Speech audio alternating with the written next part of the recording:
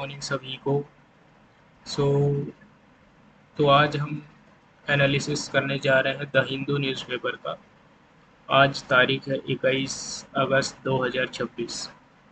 मेरा नाम सिद्धार्थ कुमार है और सो लेट्स बिगिन। सो आज के यूपीएससी करंट अफेयर में 3 टॉपिक है, एडिटोरियल में आ जाया है, तो इनका प्रीलिम्स पर्सपेक्टिव से, मेंस पर्सपेक्टिव से कॉन्सेप्ट जो है काफ़ी रिलेटिव है यूपीएससी के क्वेश्चन से। सो इसमें फायर सेफ्टी है, यूएस पॉलिटिकल इकोनॉमी है और इंडियाज़ फिजिकल आउटलुक है। तो trial by fire, fire safety in West Bengal. तो repeated fire hospitals West Bengal में देखे जा रहे हैं। मतलब फायर जो है कई जगह देखी जा रही है वेस्ट बंगाल में, लाइक हॉस्पिटल्स में, होटल्स में, गोडाउंस में, मार्केट्स में और कई बिल्डिंगों में वीकनेस जिसमें है। तो अर्बन सेफ्टी भी एक कोर इशू है। और ओल्डर बिल्डिंग्स जो है आर समटाइम जो कन्वर्ट कर दी जाती है कमर्शियल यूज़ में, जैसे रेस्टोरेंट हो गए और पार्ट टाइम साइबर कैफ़े हो गए। तो काफ़ी चीज़ें, एडुकेट अपग्रेडिंग ऑफ एग्जिस्ट। तो उसमें एग्जिट बनाने का सिनेमास भी हैं, जो ओल्डर ओल्डर बिल्डिंग्स में सिनेमास भी बना देते हैं। तो अपग्रेडिंग की काफ़ी ज़रूरत है, जिसमें इलेक्ट्रिकल सिस्टम को अपग्रेड, वेंटिलेशन बनाना है, फायर प्रोटेक्शन को बनाना है। तो इसमें गवर्नेंस में क्या प्रॉब्लम आ रही है कि रेगुलेशन में एग्जिस्ट, मतलब रेगुलेशन गवर्नमेंट देखती तो है लेकिन सॉरी,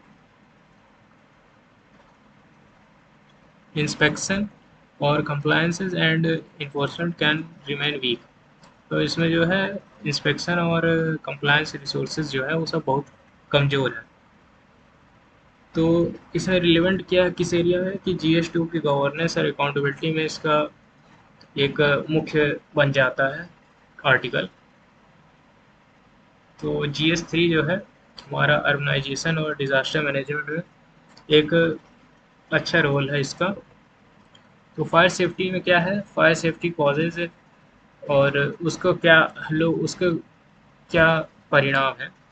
जैसे पुरानी बिल्डिंगें हैं वो सेफ्टी ऑडिट के लिए ज़रूरी है, और कोड कंप्लायंस, इमरजेंसी सिस्टम से स्ट्रिक्ट इन्फोर्समेंट, सेफर सिटीज़।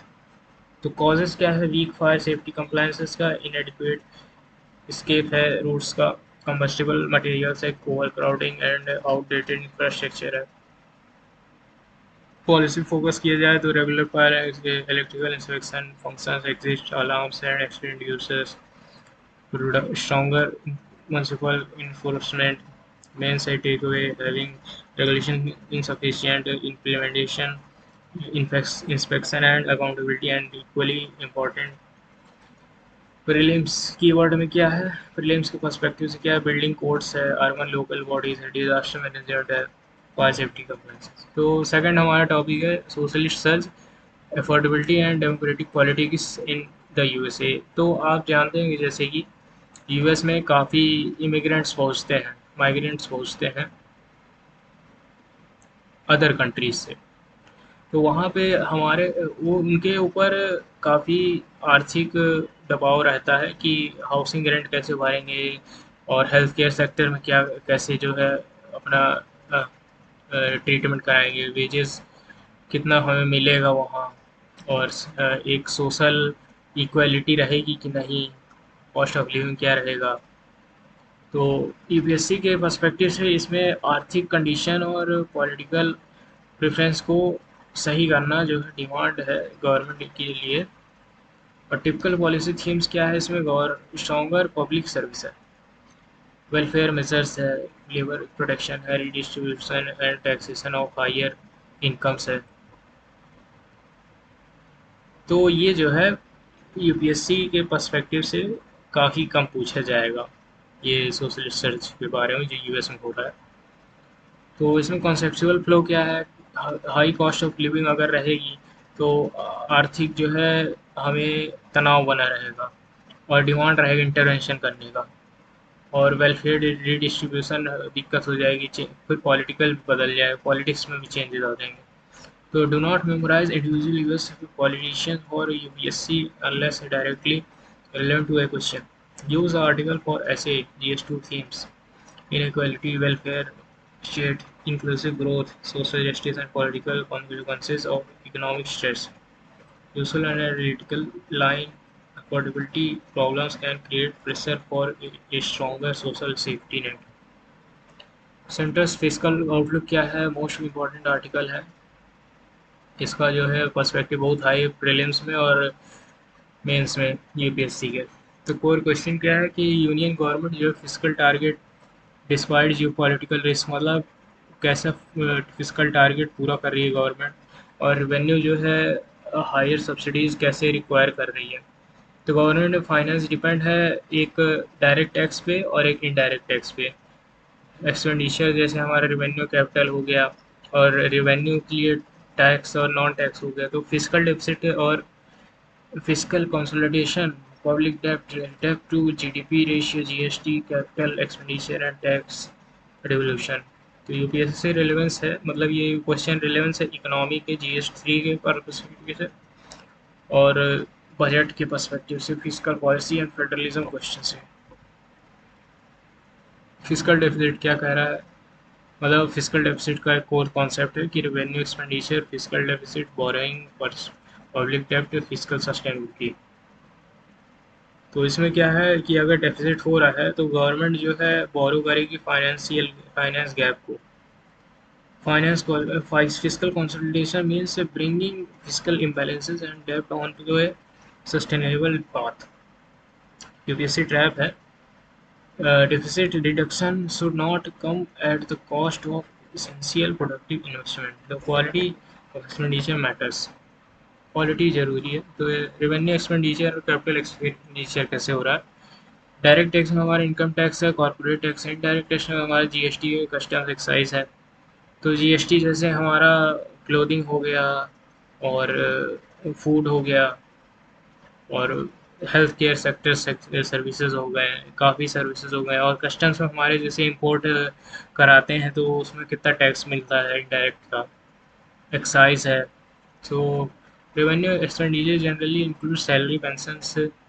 तो रेवेन्यू एक्सपेंडिचर में हमारा कैसे है, जैसे सैलरी मिल रही है और पेंशन है तो इनका जो है इंटरेस्ट जो पेमेंट कंज्यूम करती है गवर्नमेंट रेवेन्यू के लिए, तो फिजिकल एसेट्स है वो। ये जितने सैलरी पेंशन है फिजिकल एसेट्स है।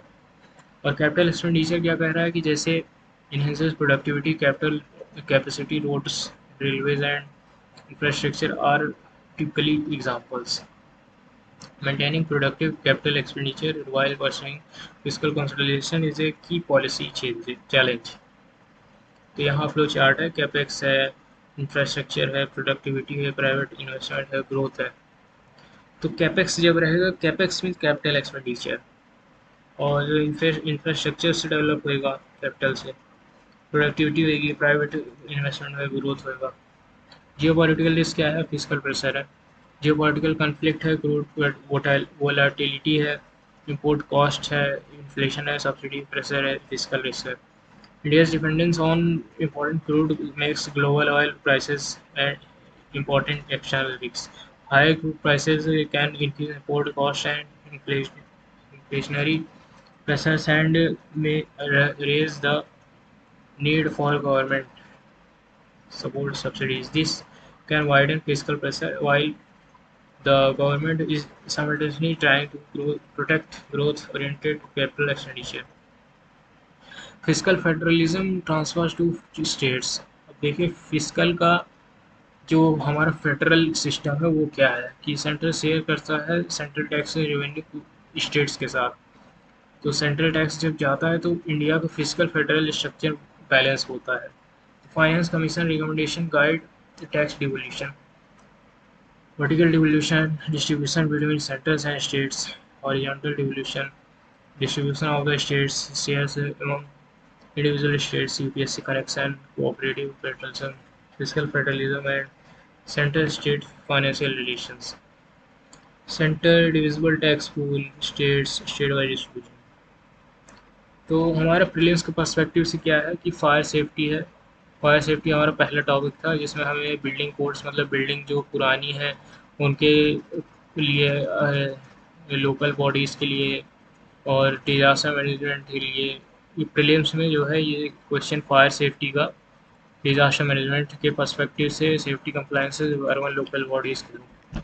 और पॉलिटिकल इकोनॉमी क्या है कि inequality, affordability, welfare state distribution, physical deficit में क्या expenditure minus receipt excluding borrowing, physical consolidation क्या है reducing excessive physical imbalances, capital expenditure versus revenue expenditure, GST, CGST and tax revolution, finance commission and physical federalism, public डेब्ट and डेब्ट to GDP ratio.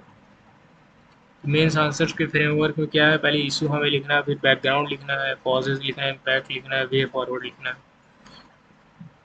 तो जो issue है वो 1 और 2 lines में इस्टेब्लिश किया गया है, इट्स रिलेवेंस।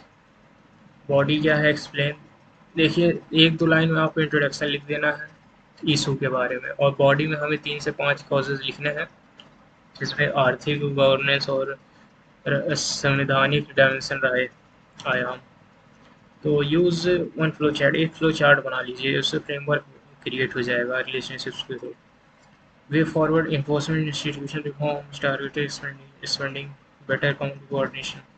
कंक्लूजन हमारा जैसे balance growth, welfare, safety, accountability and physical sustainability.